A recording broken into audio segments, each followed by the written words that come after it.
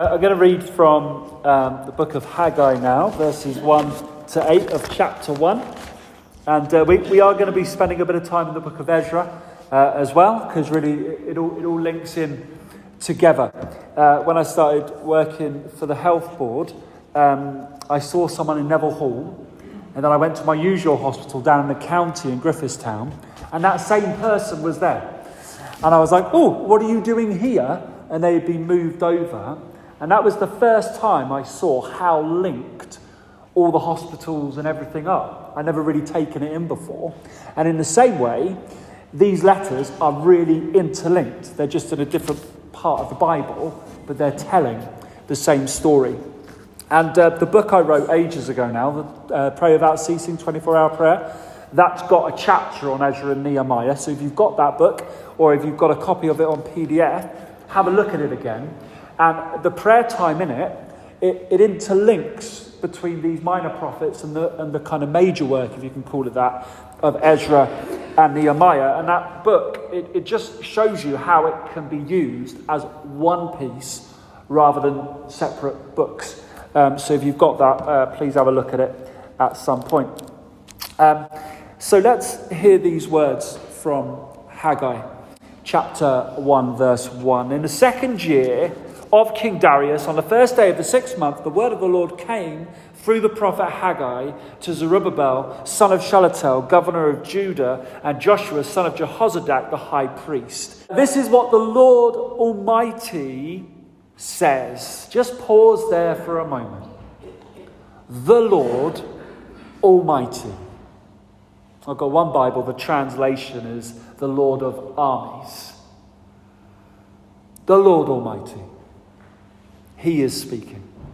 These people say, the time has not yet come for the Lord's house to be built. The word of the Lord came through the prophet Haggai. Is it a time for you yourselves to be living in your panelled houses while this house remains a ruin? Now this is what the Lord Almighty says. Give careful thought to your ways. You have planted much, you have harvested little. You eat, but never have enough. You drink, but never have your fill. You put on clothes, but are not warm. You earn wages only to put them in purses with holes in it. This is what the Lord Almighty says. Give careful thought to your ways. Go up into the mountains and bring down timber and build the house so that I may take pleasure in it and be honoured, says the Lord. But what I want to do today is spend a bit of time linking Haggai in to the wider story. And what's going on, to put it simply, is a bit like our COVID situation. You remember COVID all those years ago? Yeah, it was that, wasn't it? Now in the church, we were doing well, we were going along, doing our thing. A few new people were coming in, it was wonderful. We saw things happening, and it was just good. It was day in, day out church life. It was just church. Good, solid, week in, week out, building a bit of momentum, enjoying what the Lord was doing with us. And then we heard the whispers, along with all the other churches in the area and in the UK. And what happened? We came to a standstill. We stopped. Not through our own choice, but we were told, you have to stop the work for very good reasons. And we adapted and we changed. That first video I put online, I didn't have a YouTube account. I didn't have any of that. I was using some dodgy little thing on my iPhone that if the phone locked before it had loaded up, it started all over again. So I was there in Asda, because I was meant to be on holiday that Sunday, tapping it like that for ages to make sure it loaded up. The preacher that was coming, they got out of it, didn't they? And I had to do something. And then we came back from COVID and we got going again. And then what happened? Flood. We had to stop again and move to a community building. We didn't stop the work, but it got disrupted and we had to go again. And then we had to come back and figure out what we were doing. And all the way through these last years, there's been something. We get going, we stop, we get going, we stop, we get going, we stop. And if we were to talk to the people of Haggai's day, they would say, we know exactly what you're talking about. We get it. They were doing their thing. They left through exile because they hadn't followed the Lord, yes, but they left. And in that land, there was a people trying to get them to forget their identity. We know the story of Daniel. Dressed them in different clothes, change their names to Babylonian names, eat different food. And Daniel and his friends had a choice. Will I go the way of this place that I've been dumped in, or will I stick to the ways of the Lord and figure out how to be faithful in a different society? Where I couldn't go to the temple, and that had been destroyed by this point. I couldn't go there and do those things, but I still want to be faithful. And Daniel figured out ways to do that. Prayer is part of that. The story of Daniel is full of moments where you see a man and his friends and the people saying, we can't do it like we used to do it, but we're still going to be faithful. Because when things get in the way and try and block it, you figure out a new way to carry on. That's why I snapped my string, you see, as an analogy of it. It was all pre-planned. Shouldn't lie in church, sorry about that. But things get in the way, you stop and you start again. And you go again. But you shouldn't fall into the trap of thinking when it's stopped that you go back to where you were. No, you start again, but it doesn't mean you go back to the starting line. You start from where you were. Maybe you've gone back a little bit, but you come again. And you step forward into what God has for us. And here are the people of God in captivity in another nation, wondering when it's all going to end. And then the Persian Empire starts to move. They defeat Babylon. They have a different way of dealing with people that have come out of foreign lands. And they gather together some of the Jewish pilgrims and send them back. And I love that bit where it says the neighbours were to help them. And the treasures that had been stolen, they got back. It just reminiscent of Egypt as they're released from slavery. And they plunder the Egyptians and they're given all these things and they carry them with them. Again, God is calling them back and they're being given the riches that were taken from them. And they get to work. And they start to lay the foundations of the temple. They build the altar. They begin to worship. But then trouble comes. And I don't know about you, but I've come to realise in life that you can be doing really well and something comes along almost instantly and stops it or gets in the way. It happens so fast, sometimes you need to kind of take a breath and realise where you are again. And this is what we see in Ezra chapter 4.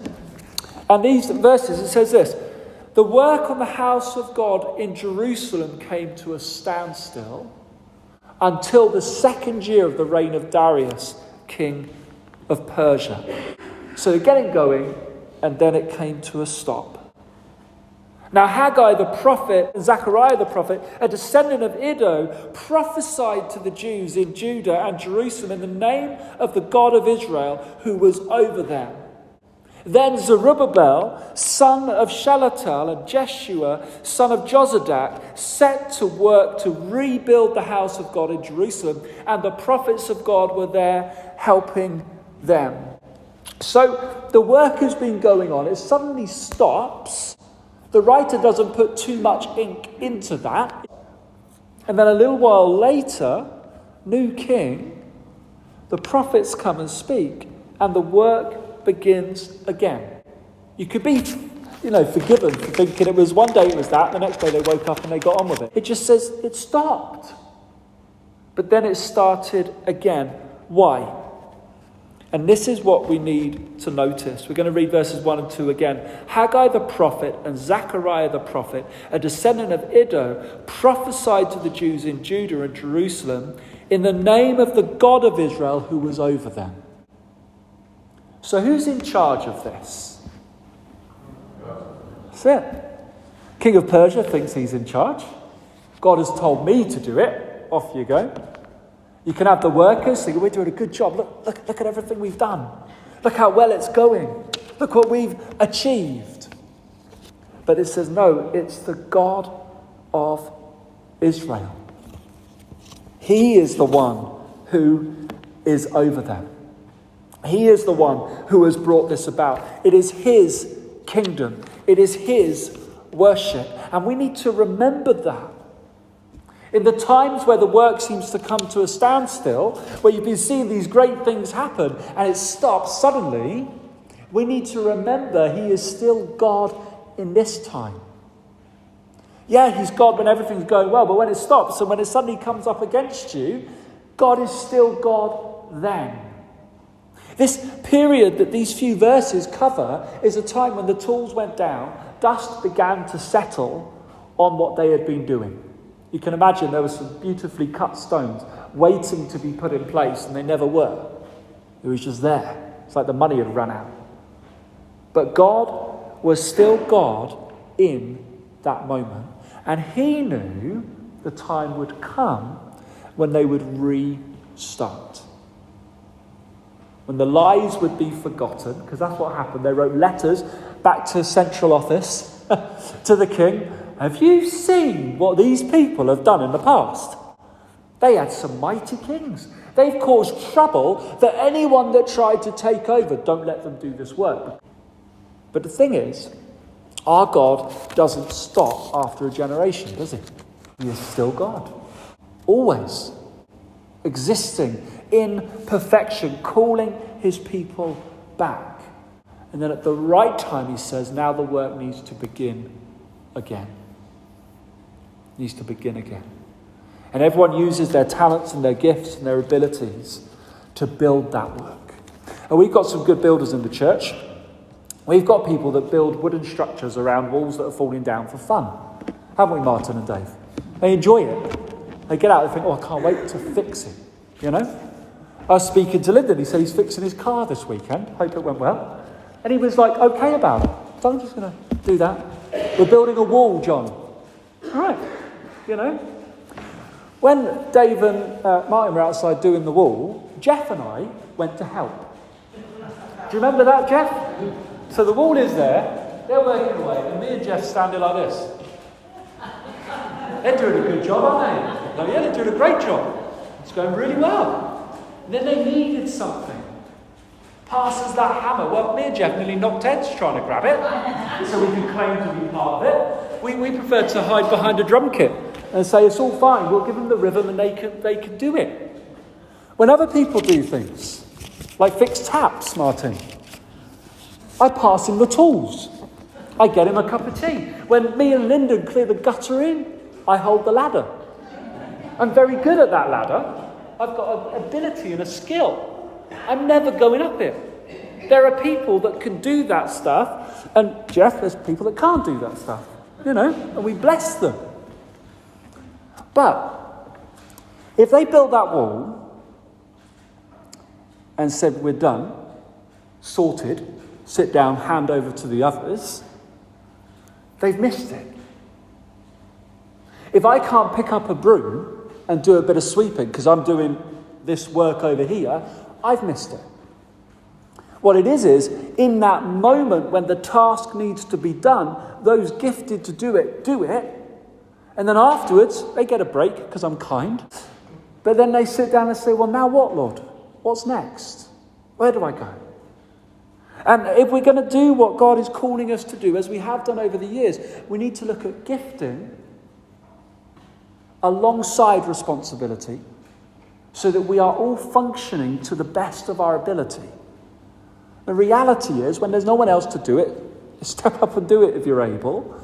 But when there is someone else to do it, we get alongside them and we say, well, look, what's the best for you to do? What's the best for me to do? And together we do that, knowing that all along it is the same work. You go to Nehemiah, look at the rebuilding of the wall of Jerusalem. There's a wonderful chapter where it says everyone built the bit of the wall outside their house. And it lists all the different people doing all the different bits. Some of them hung gates, others built up this part of the wall. But together, they said, we have built the wall. It wasn't, look at my little bit. It was, we have completed the wall together. And as God leads us into the future, we know he is reigning. He is in charge. Whether we're paused for a moment because of sickness or ill health, whether we are flooded out of somewhere, we pause for a moment and we say, you are still God. When Jonah was in the belly of the fish, his God was still Yahweh. Didn't stop being Yahweh. And we keep holding on. And then when he says, now is the time, we step into that. To be together as a whole, saying, this is the work that he has given us. A work of restoration. Now, we are looking at an Old Testament story. We're seeing a very practical story. You're going to rebuild the temple. You're going to do these things. And we're going to give glory to God in that way. And this phrase keeps coming. I looked at 3 different translations today, and it said this: consider your ways. Another one said, give careful thought to your ways. Another one said, think carefully about your ways. It's the people looking and saying, actually, am I doing what God has given me to do? Am I walking in step with him? And throughout this short letter, we're going to keep seeing that phrase cropping up, saying, consider your ways. Because my ways affect the corporate body and the task that we're called to do. I am not powerful enough, you are not strong enough to derail the purposes of God. Take that pressure off, okay? You're not that important. I love you dearly. I'm not that important. We slip up, we get it wrong, we confess, we move forward. But together, we can achieve great things through his power. And it says, the time has not yet come to rebuild the Lord's house, you say. But is it a time for you to live in panelled houses while this house remains in ruins? We come and we say, well, look, I've got a duty to my family and I've got to care for people around me. I've got to do what's right and what's good, but I shouldn't do it at the expense of God. We can be so busy pursuing what we want, what we perceive that we need, that God goes on the back burner. Who's done that? Am I the only one brave enough to confess it? We've all done it. We've all been there. The best is when you get busy about God's work and you're being so good at his work, you forget to talk to him about it. Been there? We've all been there. That's why actually to pause sometimes is a good thing and it's a gift. Just to realign my life. Yeah, Lord, actually I will consider my ways. I will ask the question, am I walking in purity? Am I loving mercy, acting humbly, walking with God? The problem is, we so often read the Bible and we hear the rebuke, and that's like so loud that we miss the purpose for the rebuke. What is it for? To bring us back, to bring us home, that we might work with others to rebuild the work. Consider your ways, and may it be a joy to you as you do it, because it brings us closer. And what are they doing? Ultimately, they are seeking to rebuild the temple. I imagine when some of them in those early days heard the plan, in their minds, as they're on the journey, they're like, it's going to be Solomon all over again. One of the kings of Israel built the first temple, prayed God, filled the temple, and everything changed. That's what's going to happen. Problem is, Solomon didn't have these stops and these breaks and these moments of people lying about him. But they're having it.